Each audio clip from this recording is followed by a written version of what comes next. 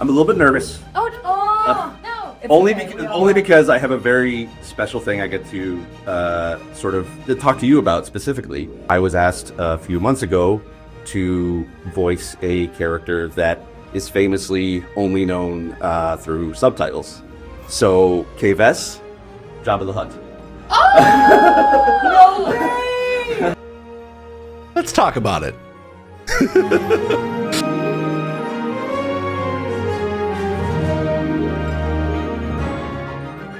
I am Steve Saylor, and happy May the 4th, Star Wars Day. Yes, you heard me correctly. I was the voice of JABBA the Hutt in, I can't believe I just said that out loud, in Star Wars Outlaws. Subtitles for JABBA. You were right, Vale. For what Sarek Mesh is useful. Vale shoves Haas forward in cuffs. And I wanted to dedicate this video to the Ubisoft team, especially Ubisoft Toronto and Descriptive Video Works for bringing me in to be able to play JABBA in Star Wars Outlaws. A shout out to them because you got to make a dream come true. I got to be in a Star War. What? And I figured this video made sense to be able to put out on May the 4th. And this is kind of the first opportunity to be able to get to talk about A, what it was like, and B, hearing my verse reaction to my own voice in the video game, and C, I also got to be able to sit down with Humberly Gonzales, aka Kay Vess, and tell her that I was JABBA, and you just saw her first reaction, but I got to sit down and chat with her for a couple minutes, and we're gonna do all of that in this video. So let's start off with, how the heck did this all happen? You can't be JABBA the Hutt. You were D. Bradley Baker's JABBA the Hutt. You're not a voice actor. Who the heck are you? And you know what? All of that is true. But it is true to a certain point of view. So yes, if you have never seen my work or what I do, I work in the accessibility space in video games. So I get to review games from an accessibility standpoint. I also get to help studios from time to time being able to incorporate more accessibility into their games. I've worked on games such as The Last of Us, Assassin's Creed Valhalla, and most recently Call of Duty Black Ops 6, amongst a bunch of others. And part of being in this space is that you get to hear about different sort of new features that are being added into games, or get to see different features that are added into games. And one of them is audio descriptions. Now, if you're not blind, or if you don't know anyone that is blind, you may not know what audio descriptions are. So I'll explain a little bit. Audio descriptions is mostly geared towards movies and TV, so that whenever you're watching a movie or TV, you can select the audio track for audio description, and a narrator will narrate what is happening on screen and also read the subtitles if they are in a foreign language. The reason why that they have this is so that blind viewers can be able to enjoy the same movies and TV shows that we all love, that people love without having to see any of the visuals. And audio descriptions is starting to be able to come into the video game space. Including in The Last of Us, the Part 2 remastered, and also Last of Us Part 1. They have been audio described, and also Star Wars Outlaws, actually done by the same company, Descriptive Video Works. Now, what is Descriptive Video Works? They are a company that does these audio descriptions, that creates these audio descriptions for movies and TV shows, as well as video games. So when Ubisoft reached out to them to narrate all the cinematics that were in Star Wars Outlaws, it chose a narrator who best sort of matched the voice of Humberly Gonzales, Kay Vess, to kind of give a more female sort of narration perspective in the game itself. So if you play the game with audio descriptions on, you're going to hear her voice throughout the entire game. And actually, also, she's from Toronto. So shout out to, I'm blanking on the name right now just because I'm recording this kind of late at night, but all right, so I actually looked it up. Her name is Ramya Amuthan. I know I butchered that name. I'm so sorry, Ramya. She just did a great job in the game. These companies like Descriptive Video Works would also hire actors to be able to read out those subtitles outside of the normal narration. Sometimes they kind of have the same narrator throughout, but that basically is how that works. So when I got asked to do it, I didn't know that it was going to be for Star Wars, and I didn't know that it was going to be for JABBA. I didn't even audition for this. It was just asked like, hey, can you do a male alien voice? I was like, sure. I've been working with Descriptive Video Works for a little bit. I've been doing a few gigs from them here and there. And when they asked asked me, and I finally said yes, and then I signed up and everything, that's when they told me that I was playing JABBA the Hutt. And I was like, oh crap. How do I do this? I know that D. Bradley Baker is doing this. He's a Star Wars legend. He voiced so many great characters in the Star Wars universe and is just a great voice actor in general. How the heck am I going to be able to do this character justice when you have that much of a legend doing the actual voice? And then I got told by the producers when I sort of expressed these concerns, because I think they were valid. They said, don't worry, because you could do a JABBA-like voice, but we really need you to be able to enunciate and articulate the words so that blind players can be able to hear properly what the dialogue is being spoken, even though it's in a foreign alien language like Huttese. You still need to be able to have the lines being read clear as crystal so that there's no mumbling or mistaking any of the dialogue. And if you kind of listen to JABBA, a lot of his words sort of blend and mumble together. So I didn't even have to necessarily try to go for a full JABBA voice. So what I got to do is basically do a approximation or basically an imitation that I think of a JABBA voice, but also get to include my own voice in there. And you'll hear what I sound like when we get to the gameplay where I got to hear myself for the first time. Now, I recorded that actually here in this office with my own equipment, with this same microphone.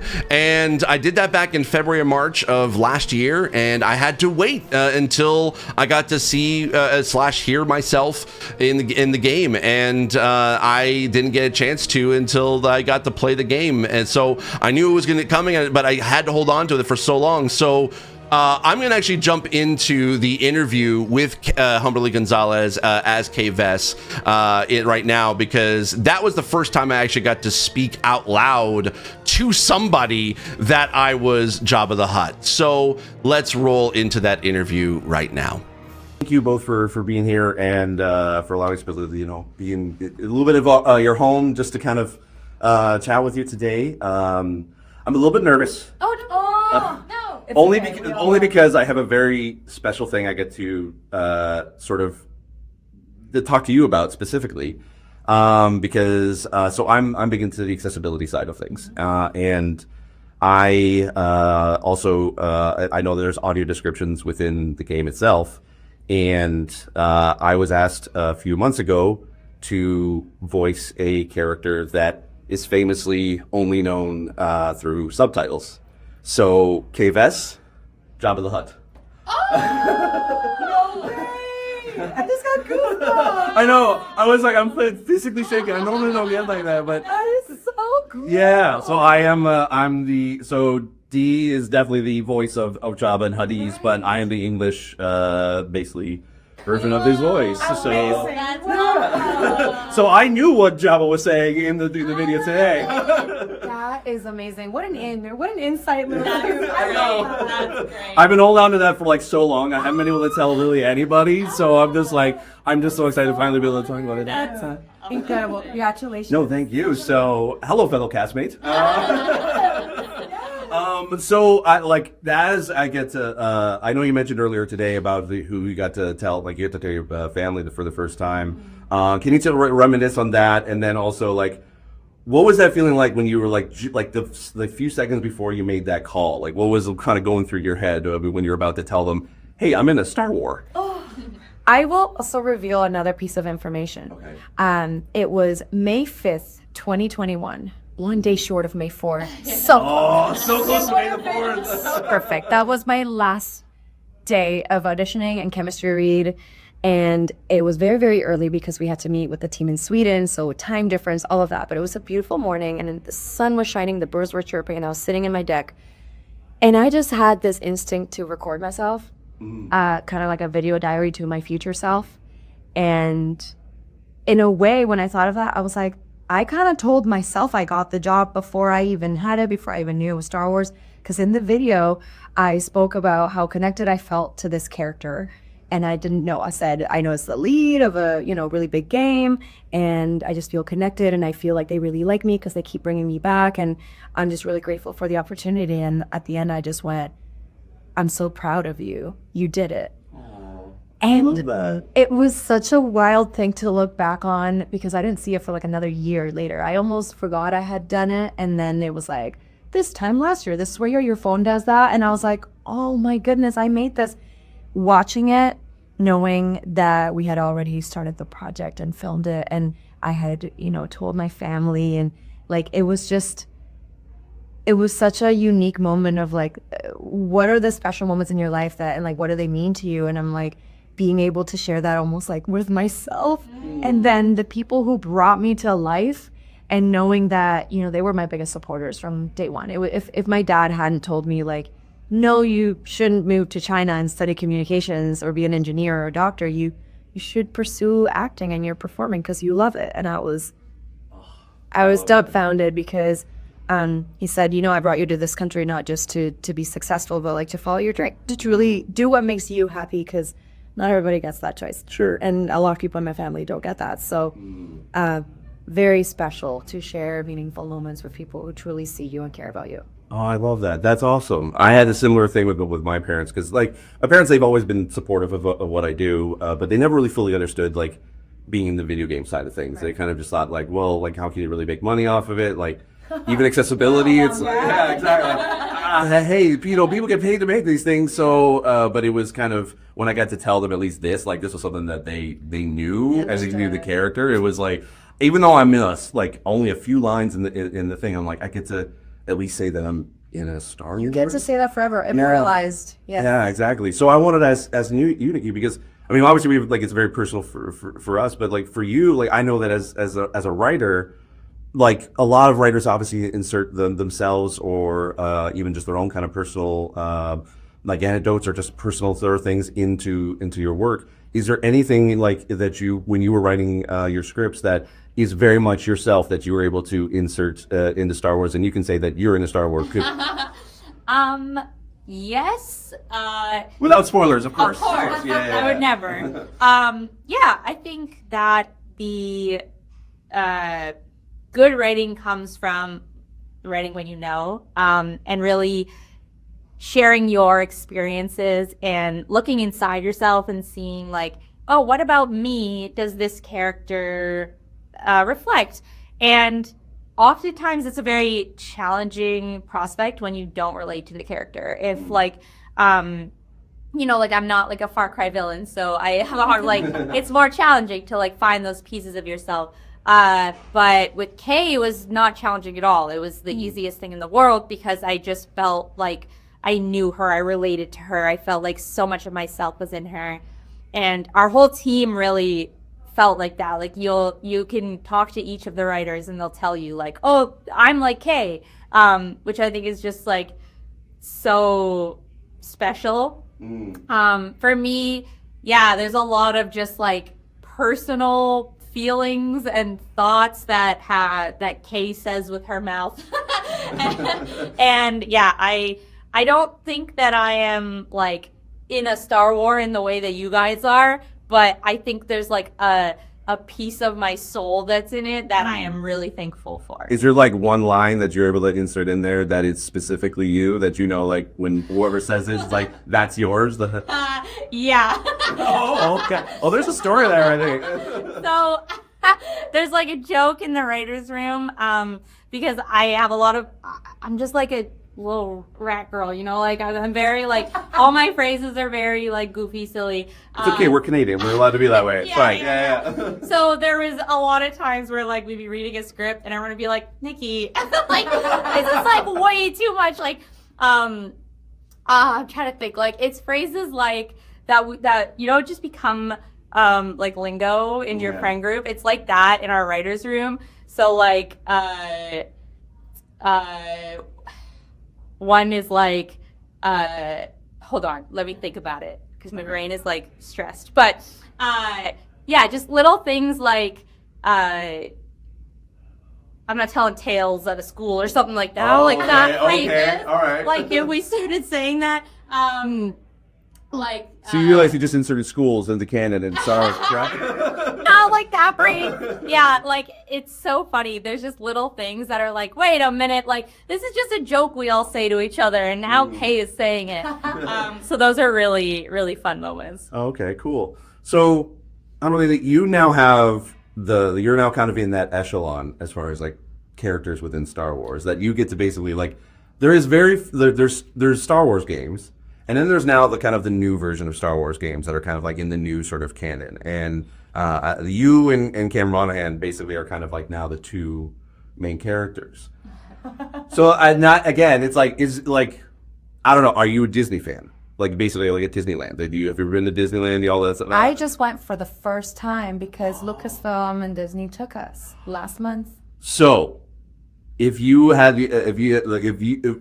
want to see Kay Vess in Galaxy's Edge? Yes. And was you a player like in there? I literally, when we were in Galaxy's Edge, I was daydreaming about where she could fit in. And there was this one ride we went into where we're just in a spaceship and there's like rows and you see all of the characters kind of like be in the spaceship and they're talking to each other. And it's like, okay, incoming transmission, whatever. I'm like, Kay Vess could come in. We saw Ahsoka, and I was like, "Yeah, that's a new addition. So why wouldn't it be Kay Vess?" And it's like, "Oh, we found this little scoundrel driving around here. She's being messy with a trailblazer. We need to bring her in." It's just little things like that I was like, she could come in, or it could be like ND5, like having a discussion with like R2D2 or C3PO about like the right way to approach something. Like I could fully that, so I could see how our world could just be brought into other spaces of Star Wars, and they could 100% be in Galaxy's Edge. Oh, totally. The Trailblazer ride or a Speeder ride. Oh my God, yes. Yes, please, yeah. That's fire, but it's kind of like laser shooting, like Because also it's the New Order era, so it's like I want to see what Kay is like in the New Order era, like. I know, right? He's a good people. Anyway, hire us. Yes, yeah. Yeah, lots of ideas.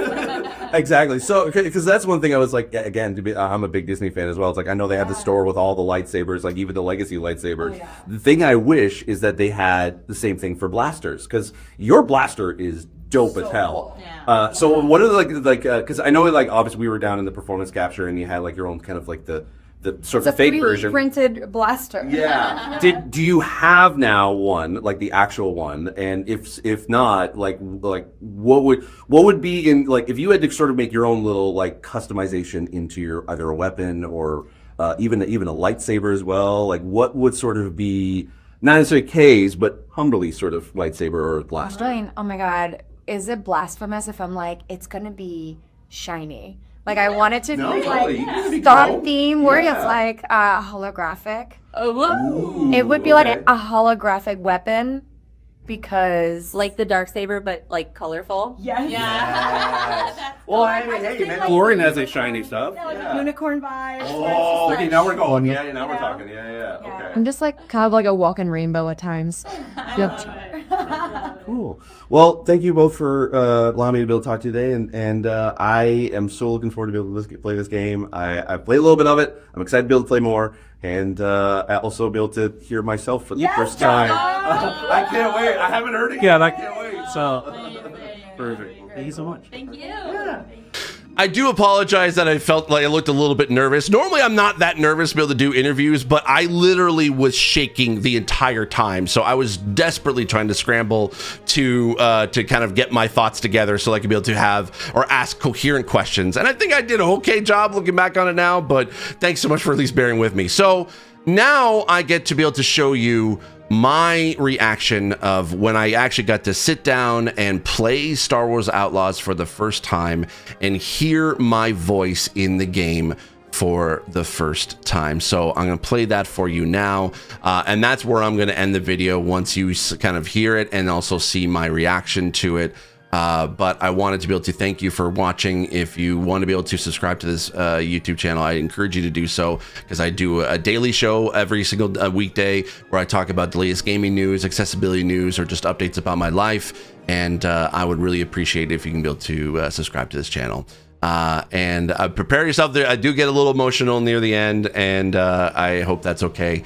But thanks again to Ubisoft Toronto and just Ubisoft and also Descriptive VideoWorks in general for letting me be able to play out a dream of being in Star Wars.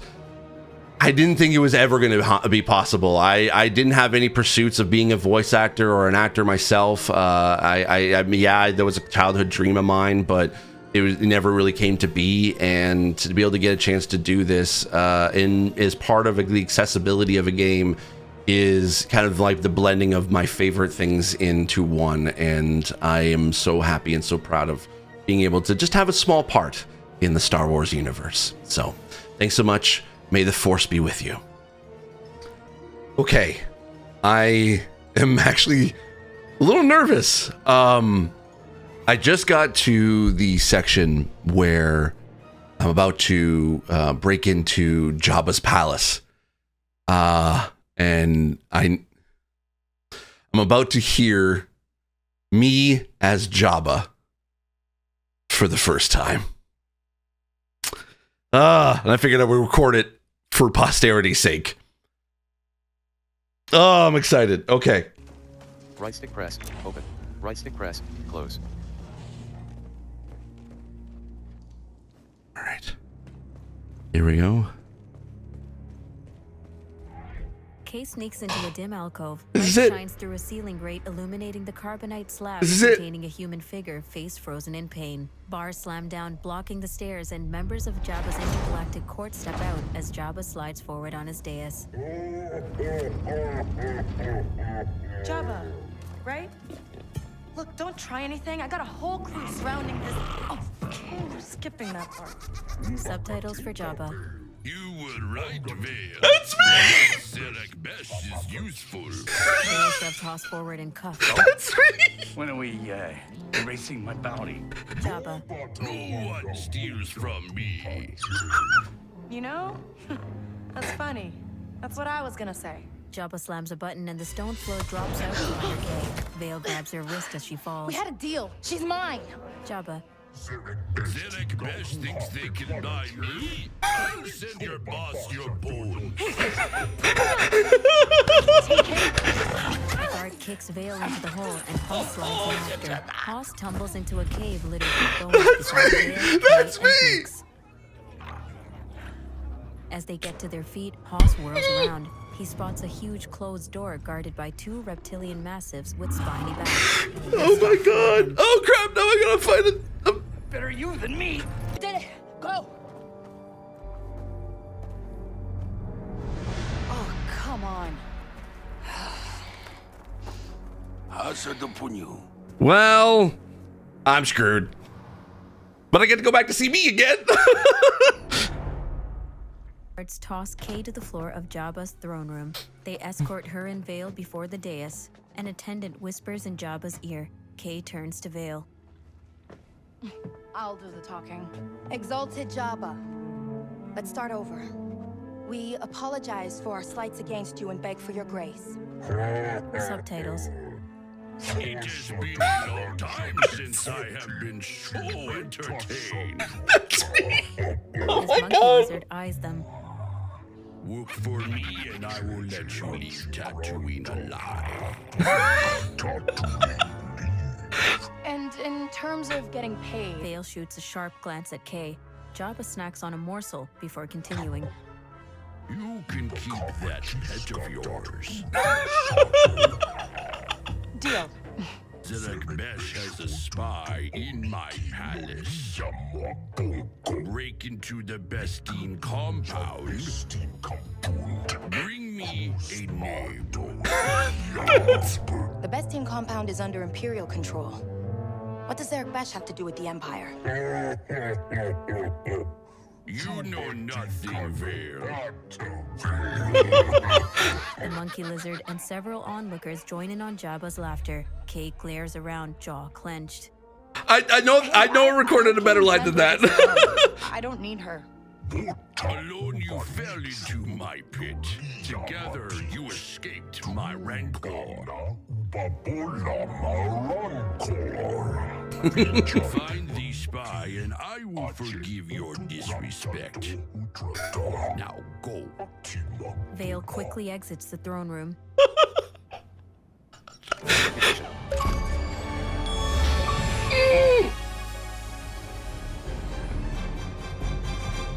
New treasure location. Whoistache.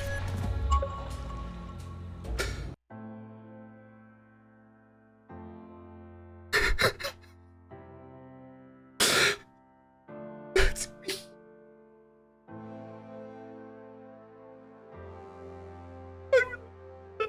I'm in a video game.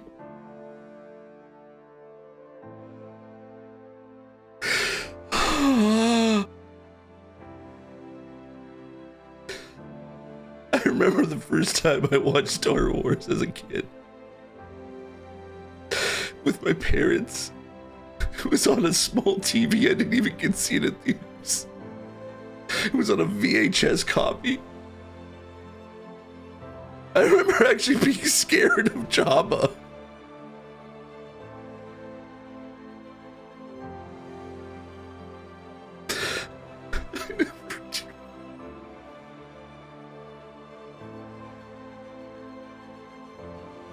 I never knew that someday I would actually get to be in.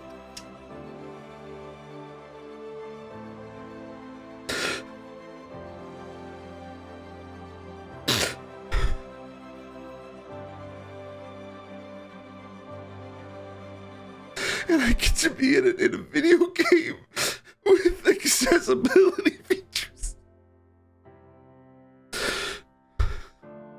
I can't believe it. I can't believe it.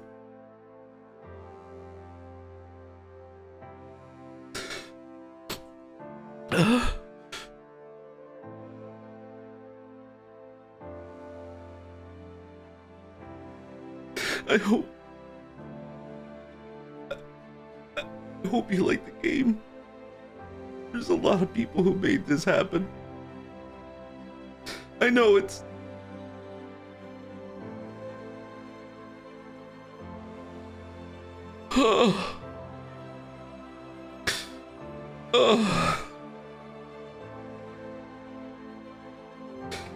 There I go again, crying on the internet.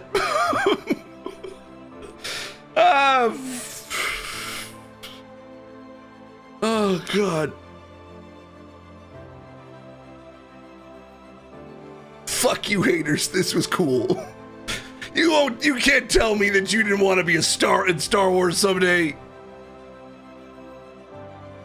This is cool, all right?